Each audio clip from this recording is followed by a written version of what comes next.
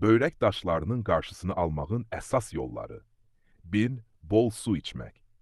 Gündə ən az 2-3 litr su içmək sidiyin duruluğunu artırır və daşların əmələ gəlməsinin qarşısını alır. Səhər-səhər və yatmazdan əvvəl su içmək xüsusilə faydalıdır. 2. Duz qəbulunu azaltmaq. Çox duz orqanizmdə kalsiumun artmasına səbəb olur ki, bu da daş riskini artırır. Yeməkləri az duzla bişirmək vacibdir.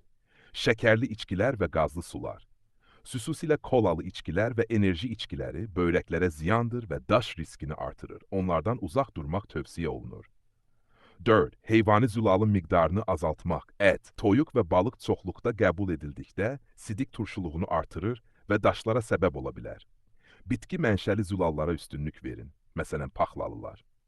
5. Kalsium balansını düzgün saxlamaq. Kalsium qəbulu azaldılmamalıdır. Amma doğru qaynaqlardan, məsələn, süd qatıq, qəbul edilməlidir. Süni kalsium əlavələri isə daş riskini artırır. 6. Limon və sitrus meyvələri. Limon turşusu sitrata zəngindir və bu maddə böbrək daşlarının əmələ gəlməsinin qarşısını alır.